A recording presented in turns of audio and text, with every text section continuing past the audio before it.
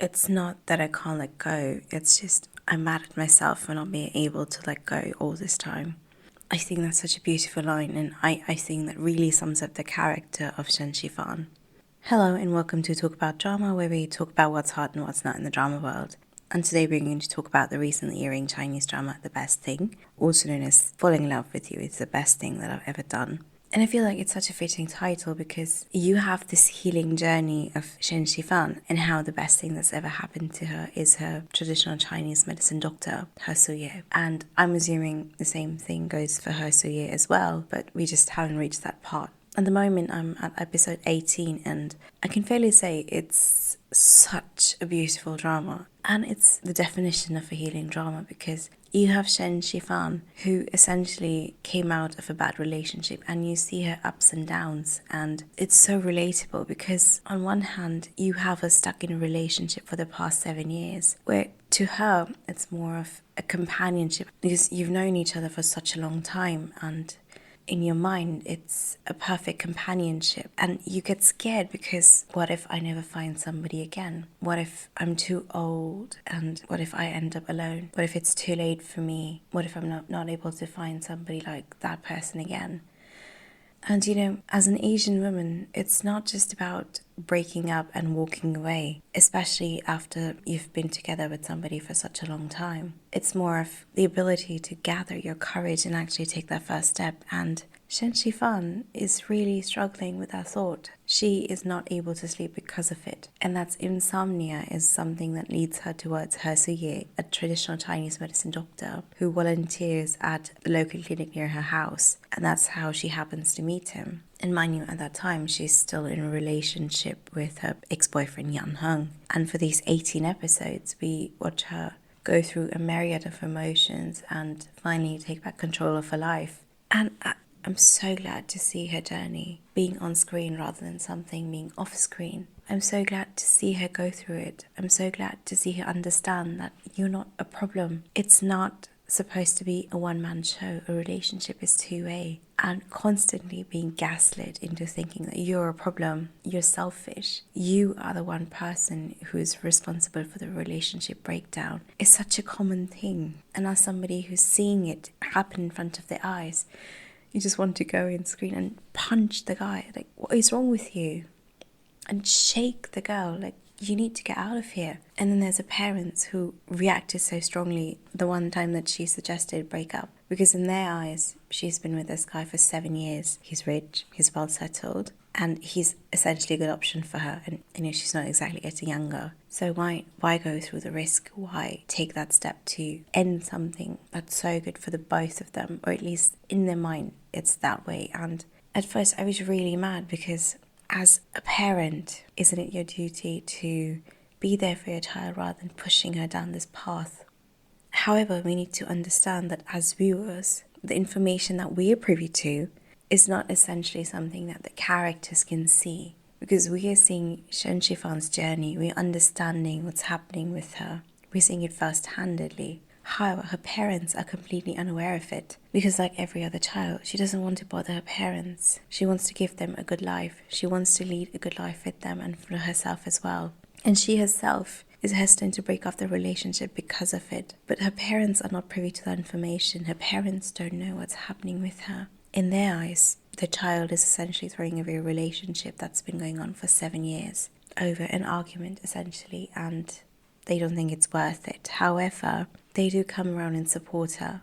They do let her be. They don't question her. They don't go to the guy and ask him, like, what's happening? No. They step back when they realize that they've broken up. And as has been told to them, it's an amicable breakup, even though it was something miles away from being amicable.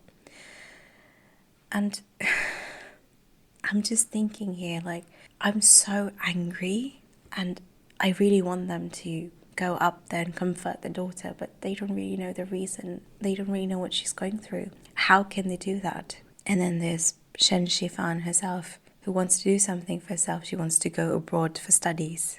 It's something that she thinks would be valuable for her in her career. But her boyfriend, Yan Heng, is insistent that she essentially quit her job and join him because he's the head of a big company, his family is rich.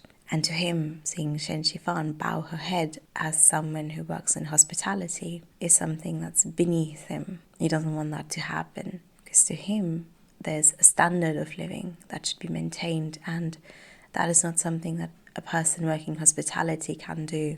And that really pissed me off, because if you are someone working in the hotel industry, even if you own the hotel, you still have to bow to the person that you're providing the service for. And it's so hypocritical of him to always make her shoulder the blame that, you're selfish. You are the reason why we're not able to spend time together. Constantly ignore her calls and then call her on moments when he knows she's working, essentially putting the blame on her that, you didn't pick up my call, you weren't there for me, you weren't available, and that's essentially what's leading to the breakup of the relationship. And that's such a classic case of emotional manipulation, of gaslighting your partner into thinking they're the problem, so that they're wrapped up in the sense of guilt, and it makes them even harder for them to leave. Because to them, if they're the problem, then they're essentially making the other person suffer. And if they break up, then it's on them. They are the reason why in a relationship that's been going on for 7 years, they're the reason why somebody who's making an effort, somebody who's taking time out of their busy schedule is coming to them and seeing to them, and yet they're the reason why that person's completely given up. And it's something that happens so often, especially to women, because we're led to believe that we're the givers. We're the carers, essentially, in a relationship. We're supposed to make time. Because again, a guy can be busy, a woman can't be. A woman should be available, a woman should be there, especially if the guy is high in status, if he's richer or if he's well settled. And that really, really pissed me off, but it also put in perspective so many things, because this woman, she's not trying to excuse his behavior, but she's grown so conditioned to it that it's eating her on the inside. And she's not able to take out her frustration anyway, because if it's her parents, they're old, they're at an age where they should be retiring, where they should be happy for their daughter, but what they're doing is they're worrying for her. And that worry adds another layer of burden on her, because she doesn't want that. She doesn't want her parents to be worried for anything, much less for their own daughter. And then she wants to do something for herself, for her career, but her own partner is not supportive. How can she move forward with it? And all that leads her to not being able to sleep at night, only being able to sleep 2-3 hours. And that's so bad, especially if you're working hospitality, because you have to be on your feet 24/7. And can I just say, the way they filmed it, it's so beautiful. Like, the cinematographer, the director, he's done the Lord's work. Like, it's so beautiful. And I'm not saying in an artistic sense, because some scenes, you don't need dialogues. You don't need a person to come out and shout and scream. And that's exactly what happened when Yan Heng broke up with Shen Xifan over a text message. And you see her break down in real time. You see her laugh in disbelief, and then you see her trying to reach out to him, and it's not going through. He's completely cut her off, and he's leaving without a word, without letting her say anything, without giving her a chance. Because that is something that's good for her. She would have gone back to him had he picked up the phone. She would have taken him back. She wouldn't have been able to break out of that cycle. But on the other hand, it's devastating, because it's something that to her was precious. And watching it in real time, it's devastating. At the cost of her own health, she wanted to stay in this relationship. She wanted to give it a chance. She wanted to make it work. But seeing it being thrown away so carelessly over a single line, it's horrible. It's absolutely horrible. And from there on, you see her retreat back into her shell, because she wasn't able to sleep properly because she was having issues in her relationship. Imagine how bad it would be when she finally broke up, and in such a horrible way. Because on one hand, she has to maintain this happy facade in front of her parents. And on the other hand, her mum's thinking, oh, my daughter is actually at an age where she should be in a relationship, where she should have a partner, especially if she's going abroad. Because, by the time she returns, she'd be around 29 years. And if you're Asian, that's old. So ideally, she should have a relationship. She should start seeing other people. So she's trying to set her up on blind dates. And you can see her sort of trying to go along with it. But on the other hand, it's eating her on the inside, because, again, it's not an amicable breakup. But she goes through with it. She soldiers on, and she tries to regain her life back on her own terms. And when that guy finally texts her back, she blocks him. She has nothing more left to say to him. And that was so cathartic, because we've seen her go from a point where she wasn't able to sleep properly because Her partner's words were echoing in her mind to a point where she can block him and not communicate with him at all.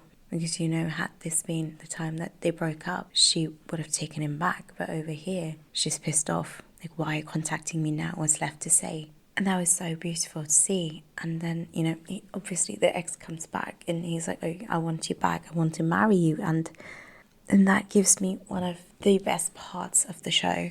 Because you have Shen Xifan, who's not really an extrovert. She's more of an introvert, who's an extrovert because of her job. And you see her breaking down, not because she still feels something for him or she still has something left to say to him, but because she's mad at herself. She's so angry at herself for not saying anything to him. Because whenever she faces him, it's more of she's tongue-tied. She's so mad that the anger goes to her head and she's not able to get a word out. And, this gives that guy the opportunity to sort of yap about how he wants her back. He wants to marry her. And in her mind, she has so many things left to say. She has so many things that she wants to offload her chest, but she's not able to say it. And she breaks down. And this leads to the moment where her Sui is there comforting her and he's telling her, why aren't you able to let him go? And Shen Xifan is like, I'm not crying because I'm not able to let him go. I'm crying because I'm not able to let myself go. Because I'm so mad at myself. I'm mad at the woman that I used to be. Because now she's finally seeing herself from a third party's perspective.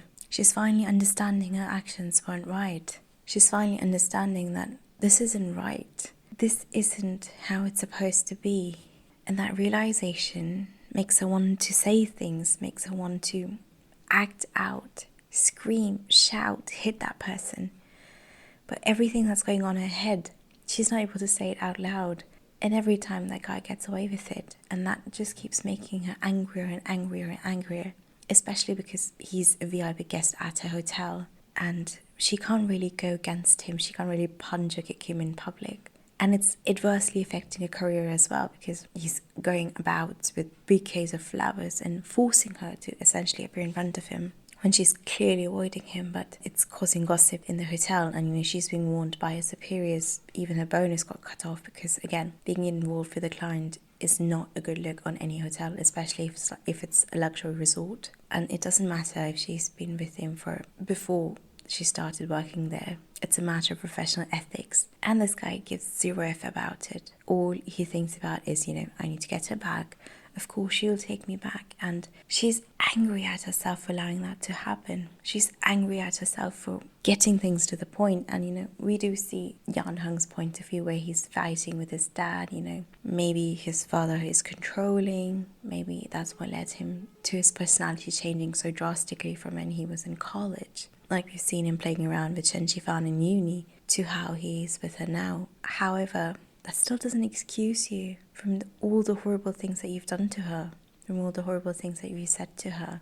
Because your partner is not a dumping ground for all your frustrations. Your partner is there for you to understand, to help you. However, that thing goes both ways. You can't trauma dump on a person and then just move on. And the fact that he hasn't realised yet is he was wrong too. And when he went to propose to her, she said no. That guy had the audacity to pick up the wedding gifts and go directly to her house and tell her parents, I'm looking forward to marrying her. Why we broke up. Well, it was her fault, but I didn't want to tell you that. What is wrong with you? Like, seriously, what is wrong with you? Because at this point, there is no justification for his actions. I have zero empathy for this guy, no matter what he's doing, no matter what he's done. That is where my empathy ends for him.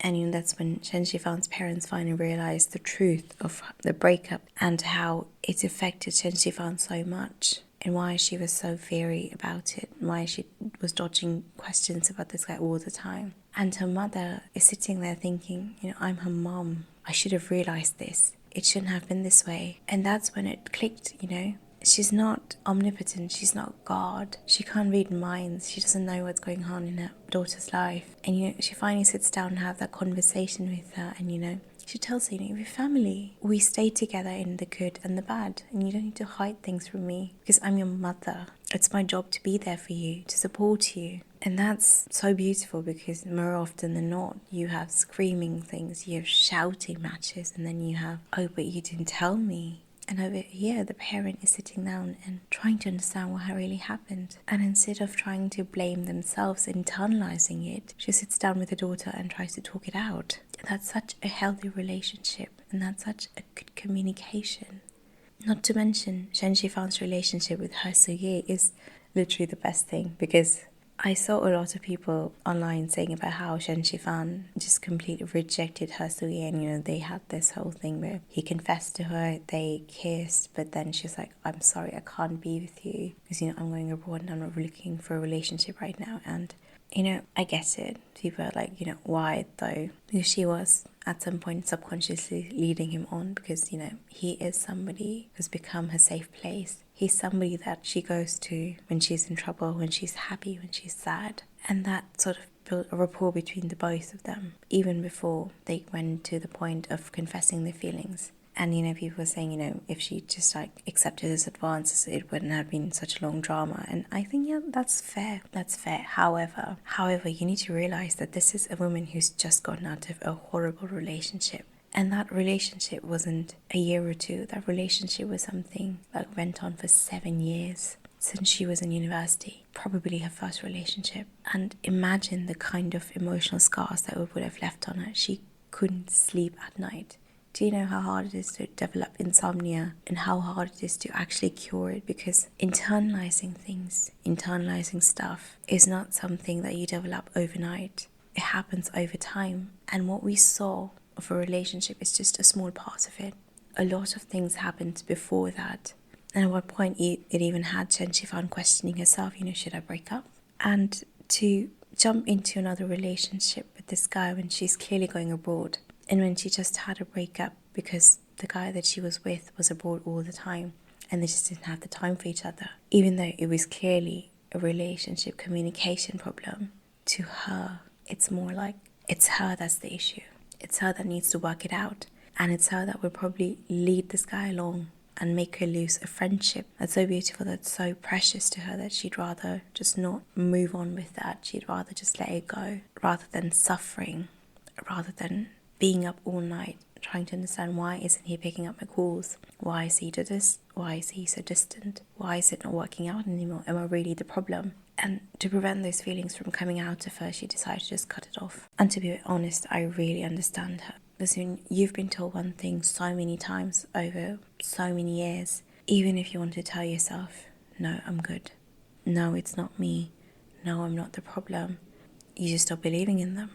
You just take the other person's word for it, because maybe, just maybe, they're right. Maybe it is me. And once that seed of doubt is planted in your mind, it's really hard to let go. And Hersui also has his own fair share of issues with his own father, who he's sort of estranged with after his mother's death, because his mother fell sick, and his father wasn't really there for his mother anyways, and that sort of left a scar on him. Because when he goes back for the Chinese New Year, he sees him cozying up to this nurse from his hospital. She has this little child, and the way he behaves with her and the way he behaved with his mother was completely different. And that sort of led this resentment to build up inside of him. Especially when we see them have this chat where his father is against him practicing traditional Chinese medicine and sort of choosing another path in research. And Hersui doesn't want that. He's happy with his maternal grandfather, I believe. And he's happy in the life that he's leading.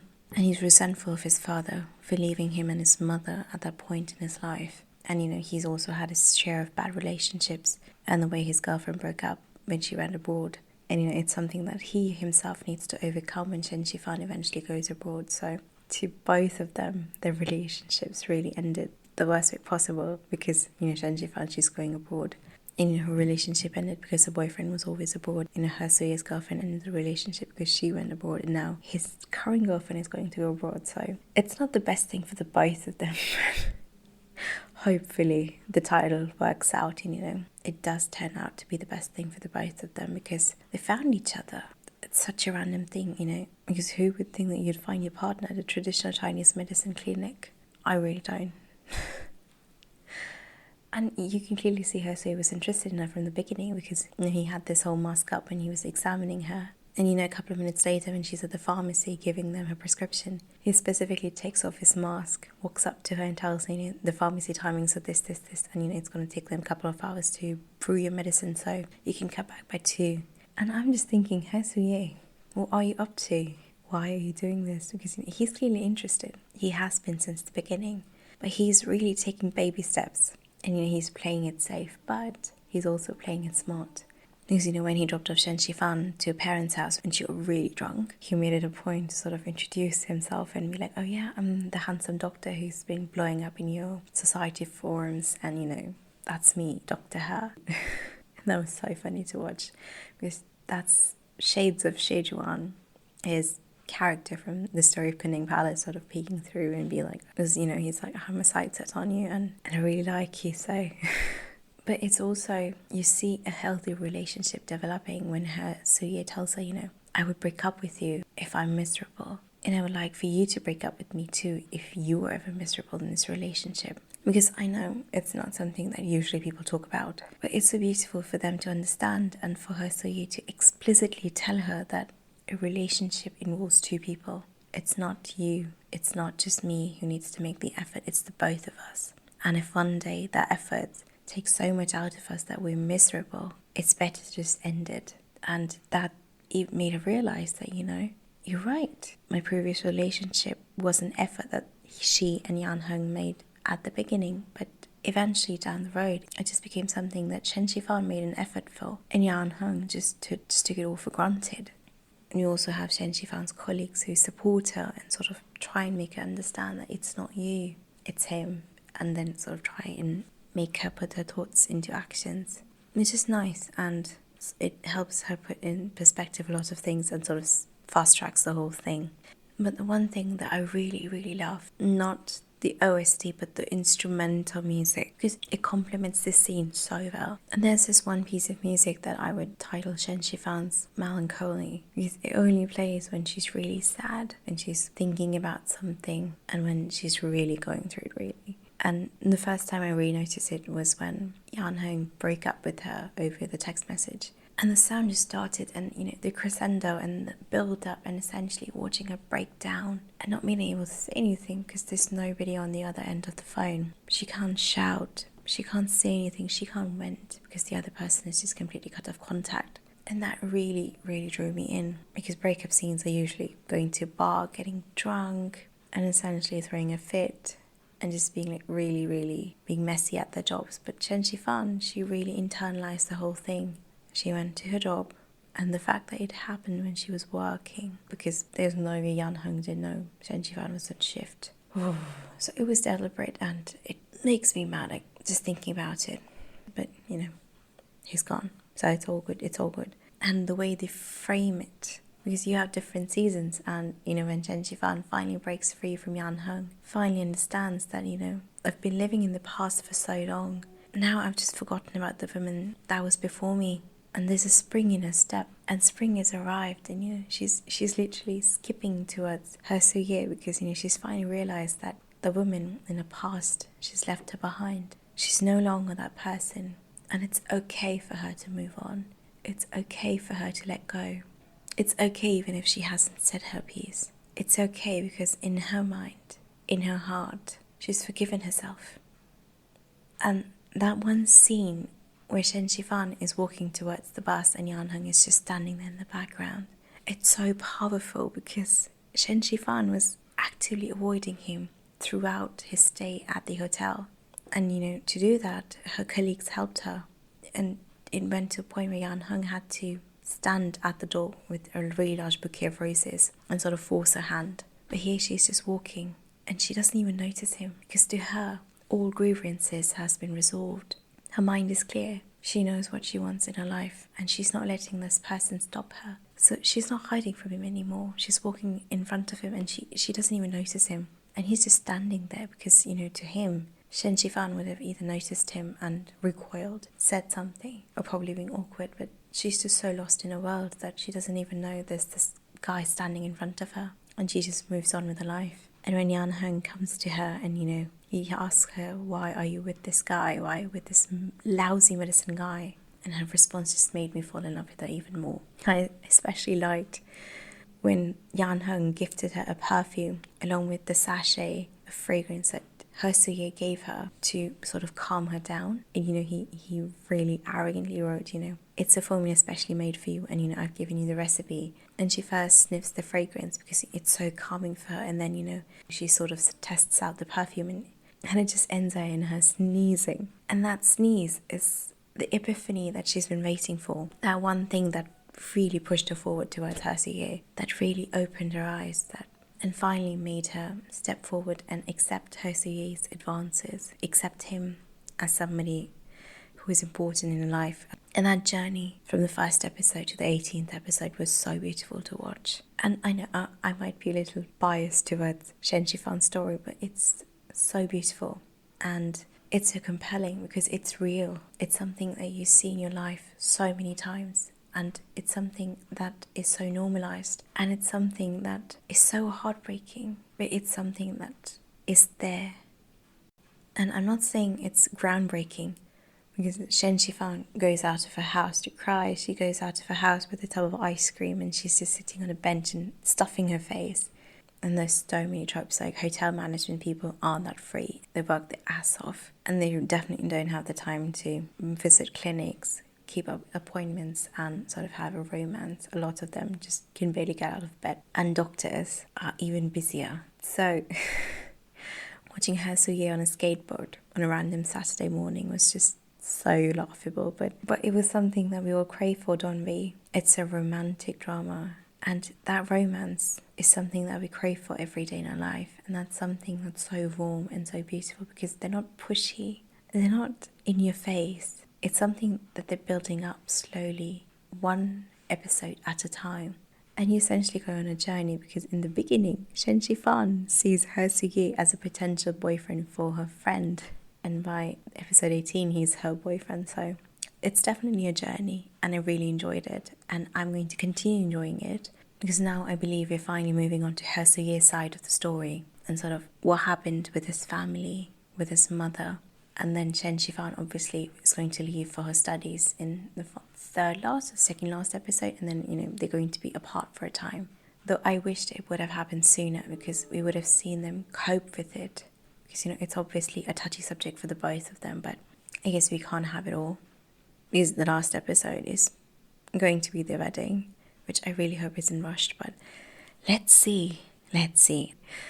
But I'm actually so glad that I watched it, because I didn't really have any hopes for it. It just looked like your run-of-the-mill rom-com, and I just clicked into it one fine day, and Shen Xifan, just thinking in her head, he's a good potential boyfriend for my friend, just really made me wait. I'm sorry, what? I thought he was a good potential boyfriend for you, but you're trying to set him up with your friend. That's new. And that sort of made me continue clicking on the next episode. And by the time I knew it, I was on episode 18, so watch it. So it's actually a really good build-up, and it's actually a really good story. One thing I would say, though, sometimes it really bothers me when they put the main characters into focus and blur the things around them. Because I get it, it's for an impact. You want to show us that this is the person who's in focus and everything around them is out. You want us to focus on that one person. You want to show us that the turmoil that they're going through, the happiness, the sadness, is making them blur everything around them. They're just focused on the person in front of them. And that works out in moderation. But having that happen so often sort of gives me a jarring feeling, because more often than not, I'm just trying to see that person, but the blur sometimes starts from their hair. And it's like a portrait filter over the whole shot, because you're trying to focus on the scene. But that portrait filter sort of takes it out. And there's also the use of ultrawide lenses, which happens surprisingly often. And it sometimes makes it feel like maybe the scene wasn't taken properly. The edges are a little bit bent, but that's me nitpicking, because the director really understood the assignment. And if I really pick out the two scenes that really stayed with me, one was Shen Xifan, and when she finally received that text from Yan Heng and broke down. And the other one was when Shen Xifan finally confronted Yan Heng and sort of flung that bouquet of flowers at him. because it made us realize that at one point she was so stifled that she wanted to talk to somebody and that person wasn't available. And then on the other hand, that person is standing right in front of her, but she's still not able to get the words out because she's so mad at herself that she's not able to put her thoughts into words.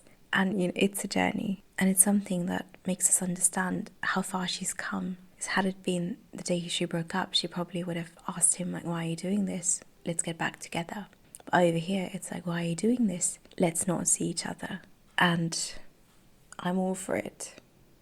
And hopefully now that we've finally entered the dating era, we'll get to see Hersui's side of the story as well, and why he is so estranged with his father, and what really happened to him, and what really shaped him into the person that he is today.